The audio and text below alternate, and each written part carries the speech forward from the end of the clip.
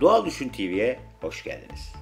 Bu videoda toprağımıza talaş karıştıralım mı yoksa karıştırmak büyük sorunları da beraberinde mi getirir konusunu masaya yatıracağız. Bu konuda insanlar ikiye ayrılmış durumda.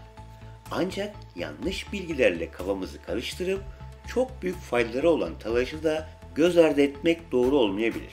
Bu videoda talaş gerçekten kullanılması gereken bir ürün mü? Toprak içinde zararlı mı yoksa faydaları var mı? Talaşı nasıl kullanabiliriz? Gibi sorulara cevap arayacağız. Yine bilgi dolu bir videoyla karşınızdayız.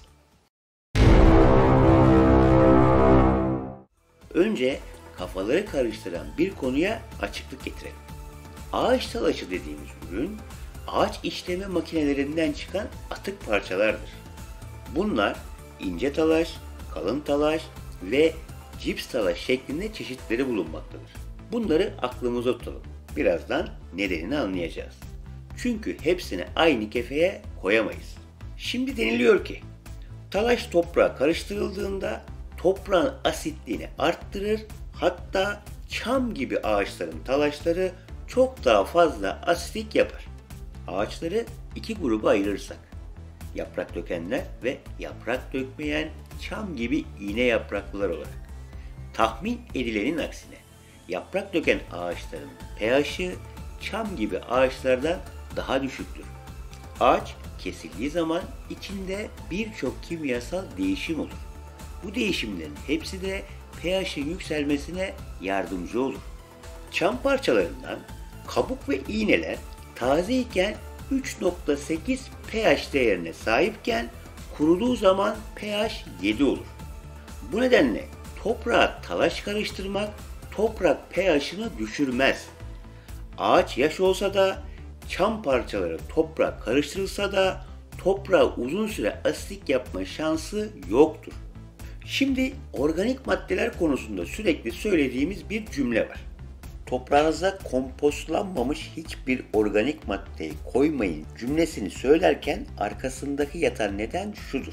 Toprağınıza taze organik madde, yani kompostlanma sürecini tamamlamamış bir organik maddeyi koyduğunuz zaman toprak içerisindeki mikroorganizmalar kompostlanmamış ürünü dönüştürebilmek için toprağın içerisindeki mevcut azotu tüketmek zorundadır.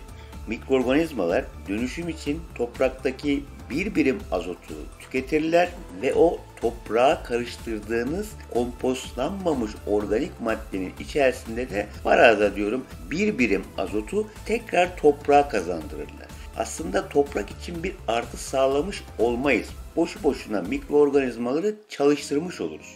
Aslında bu mikroorganizmalar bize başka işler için yardımcı olacakken maalesef bu şekilde yaptığımız yanlışla birlikte organik maddeyi toprak içerisinde kompostlaştırmaya çalışırlar. Tabi bilim insanları da boş durmuyor. Bu söylediklerimizi destekleyecek bazı araştırmalar yapıyor. Moskova Üniversitesi'nde yapılan bir araştırmada talaş uygulanmış ve uygulanmamış iki toprak arasında azot kaybı tamamen önemsiz çıkmış. Çünkü organizmalar selülozü parçalamak için uğraş verirken azotu tüketmiş ve organik madde dönüştürülünce kayıp olan azot yerine gelmiş durumda.